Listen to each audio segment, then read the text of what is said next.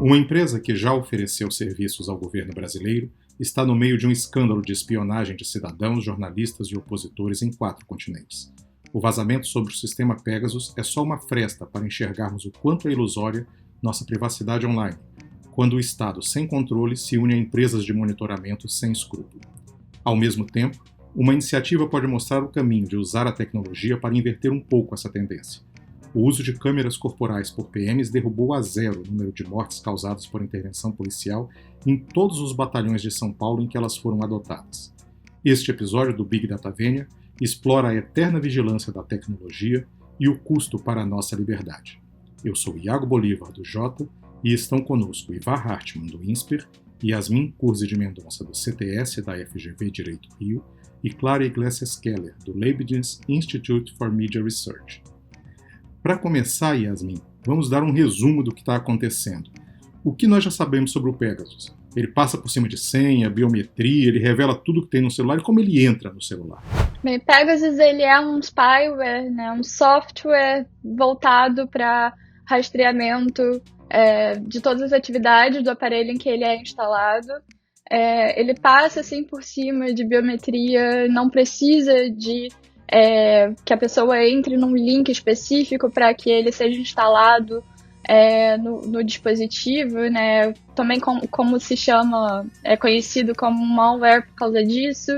É desenvolvido pela NISO, que é uma empresa israelense de cibersegurança, com o compromisso de que só é vendido para agências governamentais com a intenção de combater terrorismo.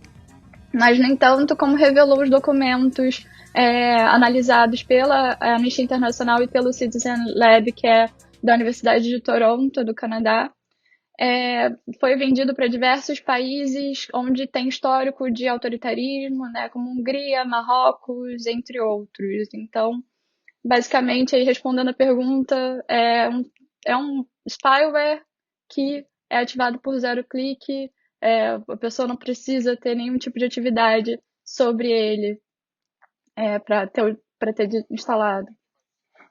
A empresa decide que vai ser o seu celular e consegue instalar dentro do seu celular, independente do que você faça. Exato. Você não precisou tomar nenhuma ação. Isso é particularmente importante para nós, porque depois dessas divulgações, a empresa que representa o sistema Pegasus no Brasil abandonou uma licitação do governo federal. E dentro do Estado brasileiro, havia uma disputa sobre quem teria acesso a BIM, GSI, Polícia Federal e até suspeitas de uma possível estrutura paralela de inteligência. Quais são as regras, Ivar, na lei brasileira para o monitoramento eletrônico dos cidadãos? Como é que com um sistema desse a gente saberia ou poderia controlar esses agentes do Estado? Quais são as regras aqui? Então, Iago, a gente está muito desatualizado, né? Paradigma de regulação de privacidade para proteção contra investigações arbitrárias e uso de tecnologia por autoridades policiais, ele ainda está focado, ainda circula ao redor daquela questão da carta que é interceptada ou da ligação telefônica que é interceptada. E a gente está há muitos anos, os tribunais têm há muitos anos fazendo um esforço enorme com metáforas, com analogias para tentar encaixar situações de monitoramento e de investigação policial usando novas tecnologias a essa questão da interceptação. O que acontece é que o Pegasus é um exemplo, um dos mais fortes exemplos que mostra a insuficiência desse modelo, que não se trata de interceptação. Então, se a gente fosse tentar continuar naquela analogia, né, não é que eu mandei uma carta para a Yasmin e no meio do caminho a Clara abriu a carta e leu. É como se ao escrever a carta para a Yasmin eu tivesse uma autoridade policial dentro da minha casa do meu lado, inclusive com controle não só para ler tudo que eu estou escrevendo antes de eu postar a carta, mas para alterar aquilo que vai constar da carta. Então isso não é interceptação, isso é muito diferente. E para esse tipo de coisa, a legislação brasileira não está preparada. Isso é uma das razões pelas quais a gente precisa de uma atualização sobre proteção de dados pessoais no que diz respeito a investigações policiais. E por fim, uma tentativa, né, que foi feita em relação ao Pegasus, em relação a essa empresa israelense, que me parece estar ligada aí, o que o direito pode fazer sobre isso, foi justamente em Israel, né, no judiciário de Israel, onde a Anistia Internacional e diversas outras entidades tentaram que o judiciário israelense determinasse a suspensão da exportação, digamos assim, desse produto, né, por parte dessa empresa israelense para outros países. E não conseguiram. A resposta do judiciário israelense foi não vamos suspender essa venda. Mas isso é uma das poucas ferramentas jurídicas que a gente tem para coibir esse tipo de abuso. E como é que a gente poderia avançar nessa legislação, então? Porque, enfim, violação de correspondência está aí desde. Se a gente, na Grécia Antiga, eles colocavam o sinete na carta para não abrir, e quem abrisse podia morrer, não é? O que a gente pode fazer, já que a gente não está nesse tempo? Clara, como é que a gente pode avançar nessa legislação? Iago, antes de a gente falar em avançar, eu sempre gosto de lembrar que, assim, eu concordo plenamente com o Ivar quando ele diz que é preciso uma atualização mesmo, né, do nosso marco legal em relação ao uso de tecnologias para fins de investigação policial e tudo mais. Nesse sentido, a gente tem um projeto já capitaneado por algumas entidades especialistas e até acadêmicos chamado LGPD Penal, né, que tem justamente o objetivo de propor um marco regulatório de proteção de dados mais específico para a segurança pública, para matéria de segurança pública, investigações e etc. Então, esse debate já existe no Brasil, ele precisa ser levado à frente, sem dúvida, mas eu gosto de lembrar também que a gente já tem uma LGPD e a gente tem uma Constituição Federal que garante o direito à privacidade, não só isso, mas liberdade de pensamento, né, liberdade de manifestação, liberdade de imprensa, né. Então, assim, diante desse quadro constitucional que a gente tem, da ordem democrática que a gente tem, já me parece que a construção de um aparato paralelo, secreto de inteligência, está fora desse marco democrático. Né? Então, assim, isso só para lembrar que a gente sempre fica muito assim, a gente tem que atualizar a legislação, sempre tem, com certeza, mas a gente tem uma Constituição, tá? Então, assim, a gente também precisa pensar que a gente precisa focar nos instrumentos de direito que a gente já tem. E aí, em complemento a isso, né, além dessa Constituição, a gente tem, por exemplo, as obrigações de transparência, né, sobre as atividades do Poder Executivo, né, e tudo mais. O problema dessa questão é que essas atividades de inteligência, elas operam muito num espectro do sigilo, né, que é muito usado como justificativa para a própria viabilidade dessas atividades, né? Se a gente divulgar tudo, essas investigações perdem sentido e tudo mais. Mas tem certamente assim, algum grau de transparência que é necessário, né? Se não sobre o objeto da atividade em si, sobre, por exemplo, os processos de contratação pública, né, dessas soluções tecnológicas. Cada vez mais, eu acho que a gente precisa também ter uma conversa sobre como ocorrem esses processos de contratação para soluções tecnológicas, não só para como elas são escolhidas, por que elas são escolhidas, mas o que é feito com o resultado da aplicação dessas soluções, né, essa coleta de dados que elas promovem, etc. Quem tem acesso a esses dados? Né, em que condições essas empresas envolvidas estão vindo fornecer os seus serviços. Então, eu acho assim que a gente tem um aparato que já permite que a gente comece a tomar iniciativas, mas esses são os caminhos pelos quais eu vejo aí que a gente ainda pode evoluir. E sem falar, é claro, sempre, né, vamos acionar o Poder Judiciário quando precisar, né? É importante você falar do judiciário, porque é exatamente na falta de uma legislação mais clara, embora a gente tenha princípios, a gente, como em Israel, e a Yasmin disse que segurança nacional e essas considerações passaram por cima das considerações de privacidade, é o que normalmente acontece quando o sistema de inteligência atua. Né? Nos Estados Unidos tiveram que criar uma estrutura própria para isso. Nós temos a FISA, não é? Uma corte que determina especificamente se determinados tipos de monitoramento dos serviços de inteligência podem ser feitos sobre cidadãos americanos. O nosso judiciário, vocês acham que está preparado ou tem os instrumentos para agir? Eu acho que o nosso judiciário ele não tem os instrumentos hoje. Eu concordo com a Clara que é possível identificar diversas incompatibilidades entre esse tipo de contratação e o que a nossa Constituição estabelece em seus princípios e direitos fundamentais. Então, para dar um exemplo, né, no caso da transparência que ela mencionou, acho que é um ótimo ponto. Essa empresa israelense, a NSO, ela, ao contratar um novo governo, ela sequer libera para o público a informação sobre o seu histórico de contratações, e não estou falando de detalhes, né, de valores das contratações, assim, simplesmente dizer em que países já atuou. Então, ela fala que isso é sigiloso. Então, ao contratar com um novo país, né, com as autoridades públicas de um novo país, está se contratando com uma empresa que é anônima para todos os efeitos, porque não se pode saber, né, o público não tem acesso a qualquer informação sobre o passado, sobre a performance, o histórico dessa empresa. É tudo sigiloso.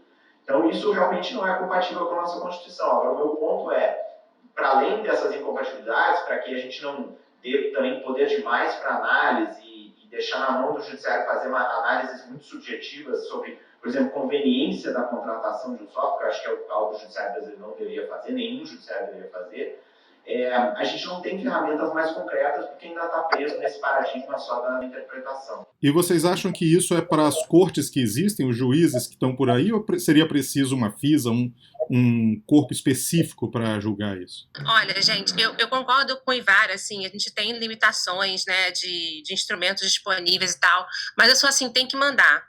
A ameaça de lesão ou lesão a direito tem que mandar para o judiciário, né, e o judiciário, ele foi pensado, né, ele foi desenhado justamente para lidar com essas situações limites, né, com esses conflitos e tudo mais, o que não exclui existir corpos especializados, né, dentro dos outros poderes da República, né, dentro possivelmente até uma comissão no legislativo especializada em tecnologia, como tem, né, que é assessorada por experts e tudo mais, dentro do Poder Executivo também uma agência especial. Não estou defendendo necessariamente essas soluções institucionais, só estou falando assim como que eu acho que tem que funcionar. Eu não acho que criar um órgão adjudicante especificamente para isso, muito menos dentro do Poder Executivo, né, porque a gente está falando também de controle, né, intrapoderes. Queria perguntar para vocês o seguinte: toda vez que o meu coração bate ou que eu dou um passo, isso fica registrado num servidor fora do país. Eu uso um desses relógios de monitoramento de exercício. Mas não é muito diferente para quem não usa, para quem só usa o celular.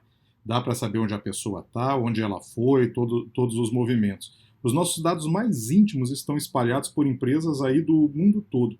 Há algum meio da nossa legislação proteger a nossa privacidade nesse ambiente extranacional, ou essa é uma batalha perdida, Yasmin?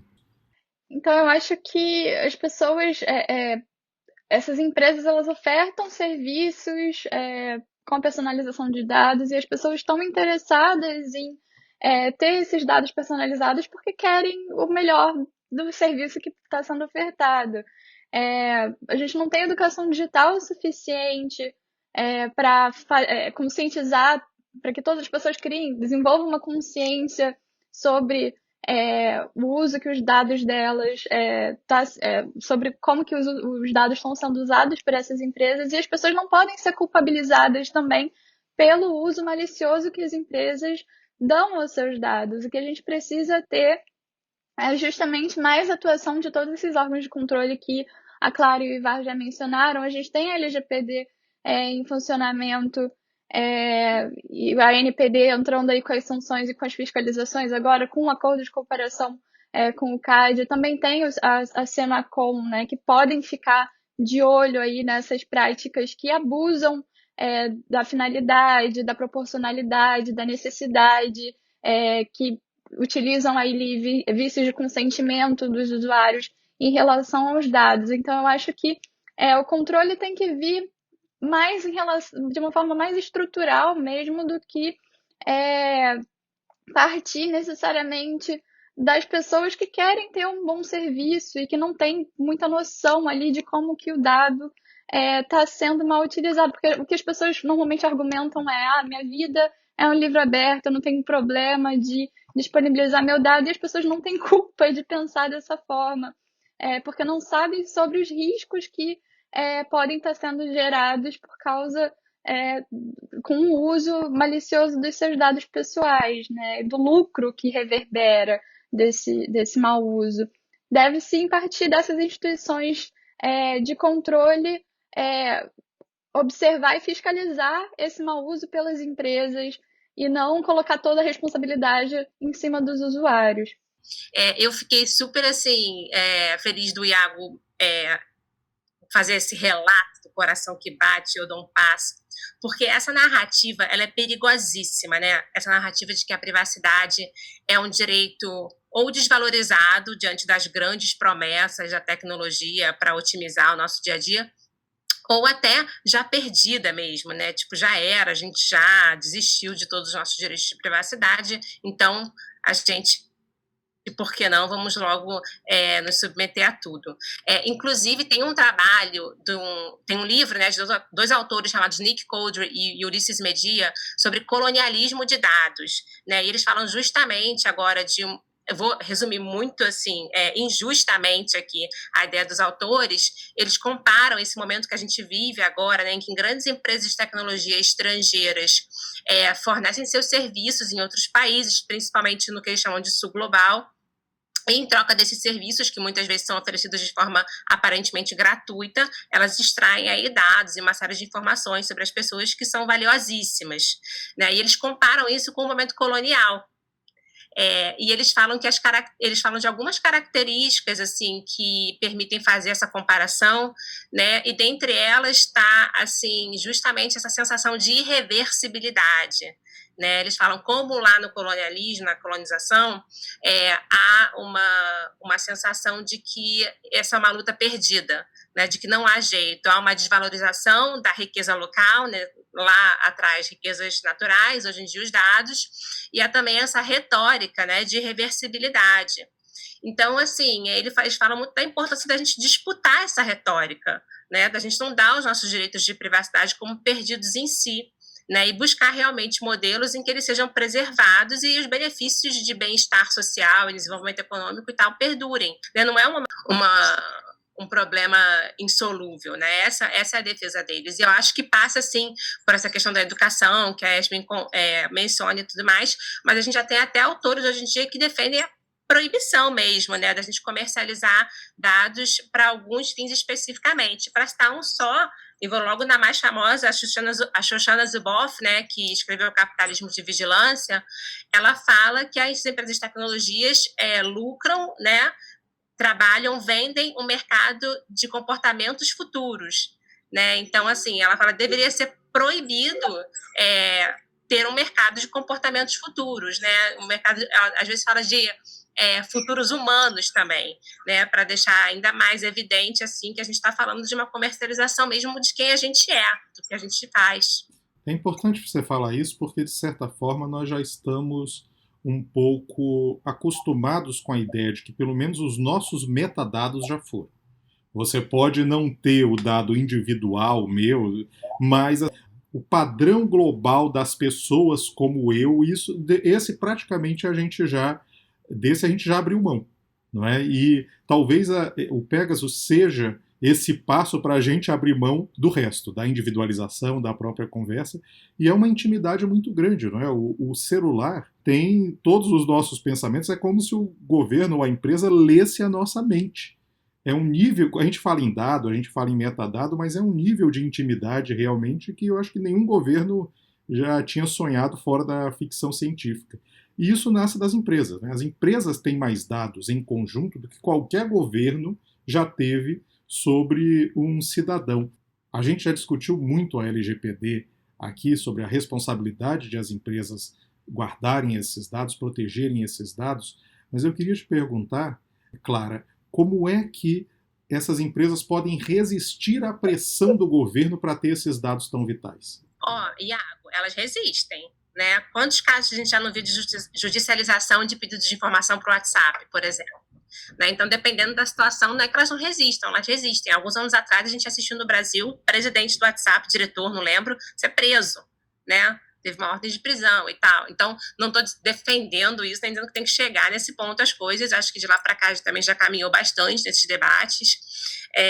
Mas eu acho, assim, existe uma resistência, né, até primeiro no nível da própria empresa, né, de acordo com a nossa política, de acordo com não sei o quê, a gente se compromete com nossos usuários, e aí, né, passando disso é poder judiciário, mais uma vez, né, ninguém pode ser obrigado a fazer ou deixar de fazer alguma coisa senão por força de lei, né, e aí na hora de controlar o que a administração pública está pedindo, né, é a hora de recorrer para o judiciário.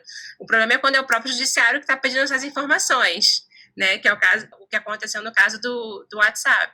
Mas o fato é que, assim, essas empresas, elas resistem quando querem, mas também muitas vezes não vale a pena, né? A gente tem uma série de relatórios que mostram para a gente os pedidos de governos para Google, para o próprio Facebook, muitos deles publicam, né, esses pedidos, a gente vê que realmente é muita coisa, né, tem muita colaboração mesmo.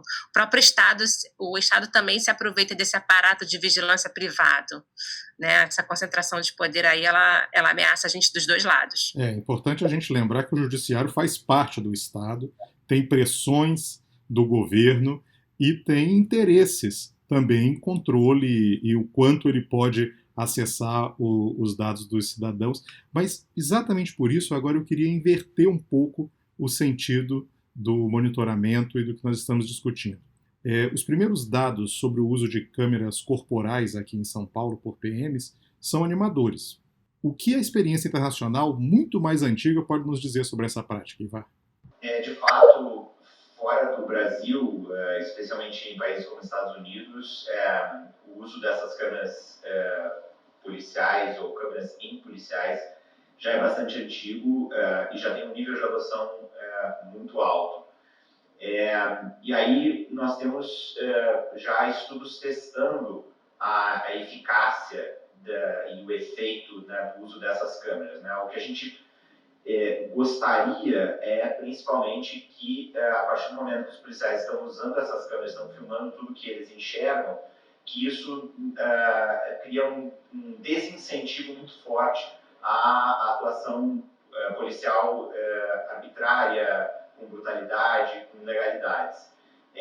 Tem um estudo muito, muito recente desse ano da Universidade de Chicago que identificou o resultado de diversos outros estudos empíricos sobre os efeitos do uso da câmera pelos policiais, identificou uma diminuição de 17% nas reclamações feitas em relação à polícia.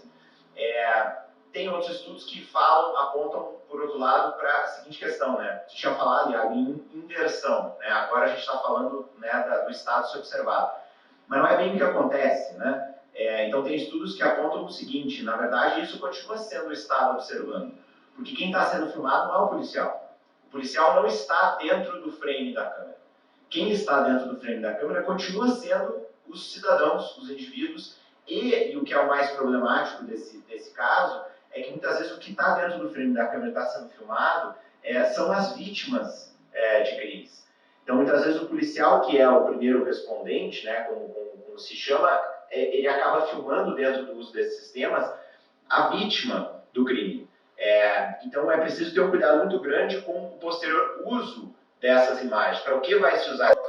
E isso de certa forma, um limite para as nossas pretensões, né, de ampliação do uso desse tipo de câmera por parte policial. É que, no fundo, é o Estado filmando o indivíduo, não é o contrário, não é o policial que está sendo filmado. Isso que você falou tem um exemplo do caso do George Floyd. A filmagem que nós temos do policial não foi feita por uma câmera corporal, foi feita por uma cidadã que estava passando e assumiu o risco de fazer a filmagem. E dentro dessa sensibilidade dessa imagem, não é que é a imagem de um cidadão sendo alvo da força do Estado ou sendo vítima de um crime feito por algum agente fora da lei. Como é a proteção dessa imagem, como é o acesso do cidadão a essa imagem no caso de tentar fazer um processo ou mesmo usar em sua defesa em um processo ou num inquérito. Você pode dizer como é isso hoje aqui no Brasil, Yasmin? Então, Iago, eu acho que isso vai entrar no âmbito da LGPD penal, como a Clara mencionou também. A gente que não existe, né? Ainda tá no anteprojeto foi elaborado. Mas a própria LGPD, ela tem ali no artigo 4º, inciso 3, ela fala especificamente sobre que a legislação de segurança pública que vai vir posteriormente deve também seguir ali os preceitos fundamentais da proteção de dados, que é a necessidade, a proporcionalidade e a finalidade. Então, eu acho que, vindo essa LGPD penal, ela também vai estar sendo guiada e orientada por esses princípios, e pensando, né, que vítimas que foram filmadas, foram pegas nessas imagens de câmeras de supervisionamento, elas também poderiam pedir para serem excluídas, a meu ver, porque não tem necessidade daquele dado continuar armazenado dentro do sistema policial, a não ser que seja para uma investigação criminal que esteja acontecendo, a não ser que exista, de fato, alguma materialidade que justifique o armazenamento desse dado. Seria direito, aí, no caso do cidadão, de pedir isso também. Eu acho que seria a lógica mais justa de uma LGPD penal seguir esse preceito. E, Clara, qual a garantia que nós temos de que o policial que vai cometer um abuso, que quer cometer um abuso, não vai desligar a câmera nesse momento? Eu adoro quando as pessoas me perguntam qual a garantia, porque eu sempre lembro daquele comercial La Garantia Soy Yo. Lembra que tinha isso? Pelo menos quando eu era jovem, né? Não vou nem falar desse assunto. Mas é o tipo do caso lá, a garantia Soy Yo. Não há garantia de que os policiais não vão desligar a câmera, né? O que tem que ter é controle. Né? A gente aí é controle, eu nem estou falando de judiciário mais, estou falando dos próprios órgãos de controle dentro da corporação, né? É uma transmissão ao vivo, não é o que nós temos em São Paulo. Né? É um feed ao vivo que o comandante pode assistir, então talvez esse controle interno, como você falou, pudesse ser essa garantia, não é? Só para fazer uma adendo rapidinho, aqui no Rio de Janeiro a gente tem uma legislação que fala sobre a colocação de câmeras, instalação de câmeras nas viaturas, em vigência pelo menos há 12 anos, e a gente sabe que não acontece.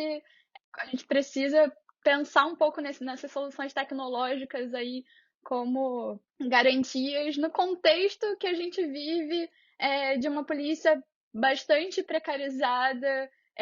Enfim, as viaturas não têm nem gasolina, quanto mais não tem uma câmera ali instalada com pleno funcionamento. Às vezes não tem nem colete suficiente para todos os policiais nos batalhões, né? A gente tem que revezar os coletes, então o que dirá ter também câmeras em pleno funcionamento, em bom funcionamento, e sistemas de armazenamento dessas gravações também com bom funcionamento.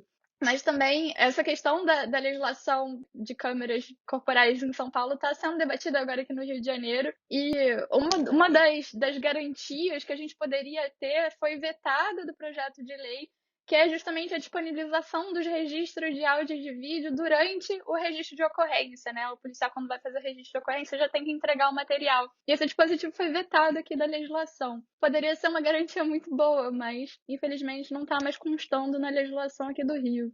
Essa questão do custo é importante mesmo nos Estados Unidos. Algumas cidades abandonaram esse uso por causa exatamente do custo. É mais caro fazer o armazenamento dessas imagens do que comprar a câmera. E você tem que pagar a conexão, e todos esses custos de manutenção são mais caros do que comprar o equipamento e treinar o policial. Aqui em São Paulo, falando um pouco sobre essa precarização do próprio trabalho da polícia, a associação que representa os policiais militares falou bem, inicialmente, dos primeiros dados, dizendo que a violência caiu porque, segundo a associação, o próprio cidadão, a própria pessoa que é abordada, sabendo que está filmada e que isso pode ser usado contra ela, já também diminui a agressividade naquele momento. Lembrando que se a gente tem a polícia que mais mata no mundo, já é chavão dizer que nós também temos a polícia que mais morre, porque nós estamos numa sociedade extremamente violenta. Então, se a gente tiver essa noção de que essa câmera também seria uma proteção policial, e fizesse as associações, e fizesse os próprios policiais entenderem e abraçarem essa ideia, talvez a gente tivesse um ambiente um pouco mais transparente para os dois lados. E eu queria perguntar para vocês que outras iniciativas podem ser adotadas para aumentar a transparência dos agentes de segurança do Estado. Como eu falei, eu acho que essa disponibilização dos registros de áudio e de vídeo no registro de ocorrência deveria constar nos projetos de lei, não deveria ter sido vetado, isso precisa ser repensado. Ou seja, eu Também fiz o acho que... boletim de ocorrência, já entrego as imagens, naquele momento, Exato. sem precisar de uma requisição posterior. Exato. Também acho que a ampliação do acesso tanto à imprensa como para auditorias externas desse material é imprescindível. A gente sabe que esses registros podem ser alterados, como a Clara falou, não tem muita garantia de que o policial possa desligar, vai desligar a câmera em algum momento durante a operação. A gente não tem, deveria ter algum sistema de controle mais amplo e público em relação a isso, né? Nem que seja só os dados da minutagem, por exemplo, das operações em comparação com o tempo que o policial está prestando serviço, né? E acho que também melhorar a própria classificação dos relatórios e boletins de ocorrência internamente, né? A gente sabe que a gente tem as bases de dados de segurança pública são bastante desarmônicas, fica difícil também para auditorias externas acontecerem, ter mais acessibilidade para pesquisa nesse sentido, né? Então, também é uma outra medida que fala mais sobre as bases de dados, mas que é importante para a gente assegurar essa auditoria tanto pela imprensa quanto por organizações da sociedade civil. E você, Ivar?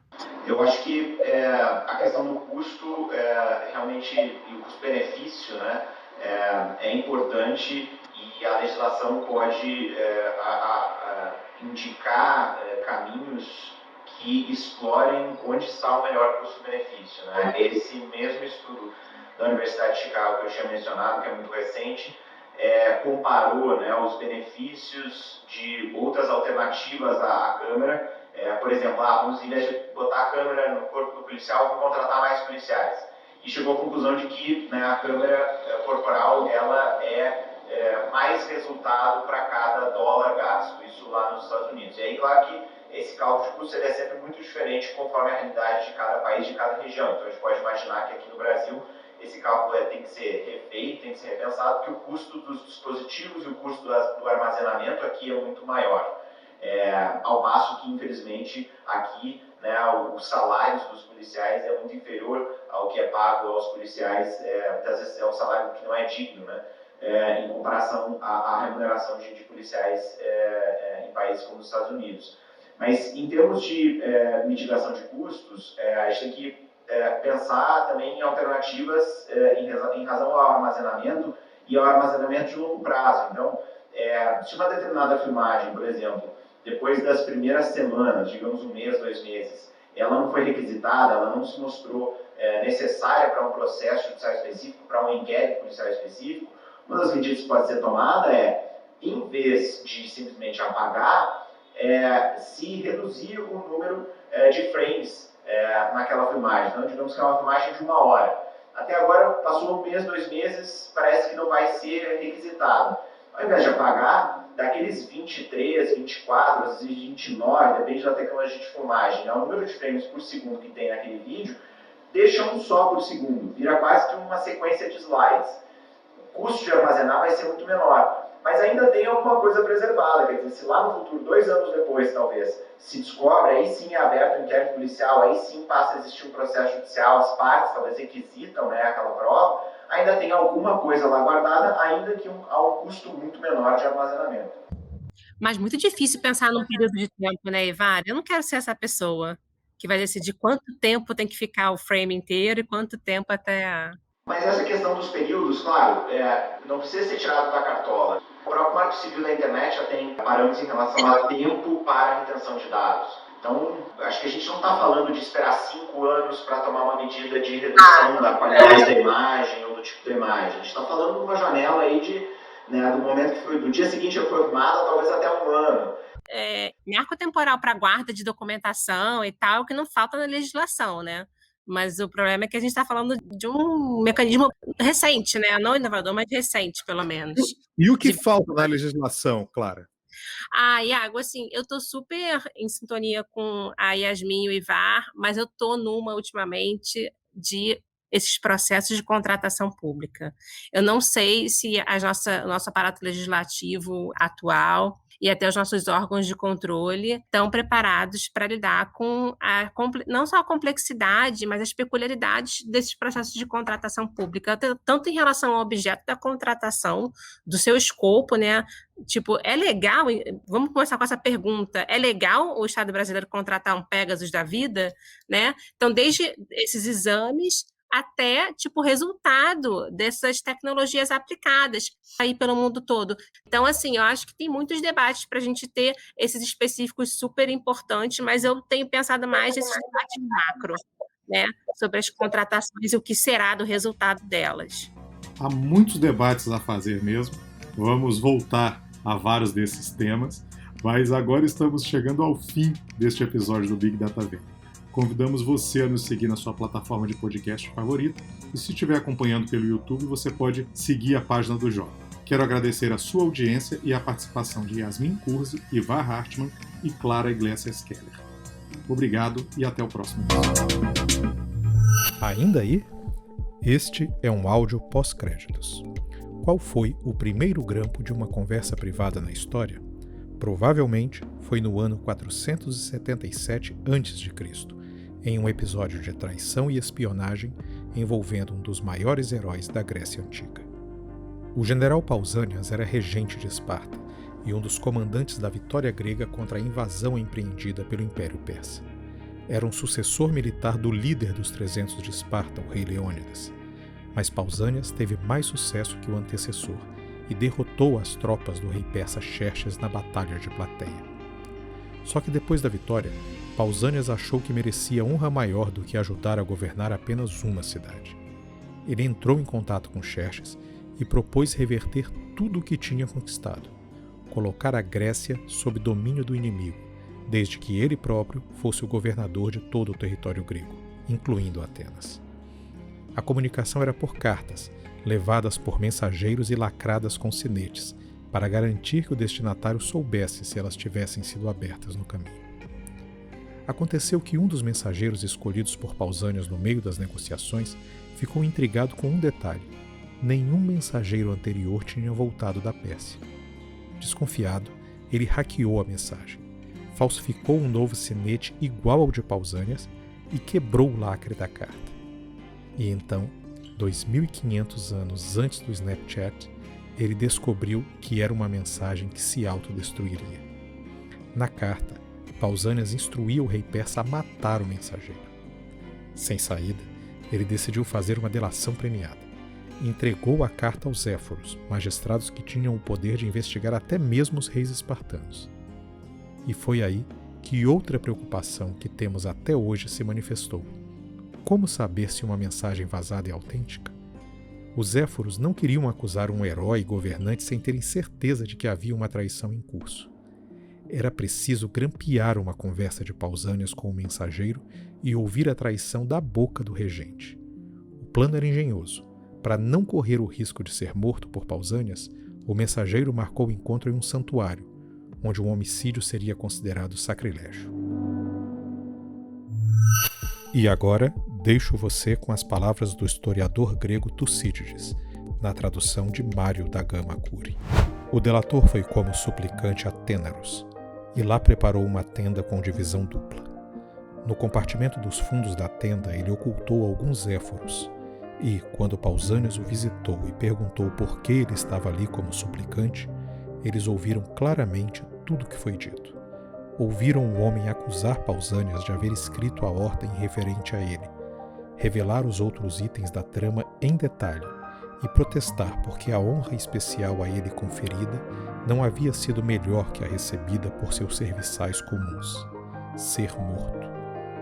Os Zéforos ouviram Pausanias confirmar tudo, instar o homem a não se encolerizar com ele daquela vez, oferecer-lhe a garantia de poder sair do templo em segurança e, finalmente, pedir-lhe que se pusesse a caminho com toda a pressa para não frustrar os entendimentos.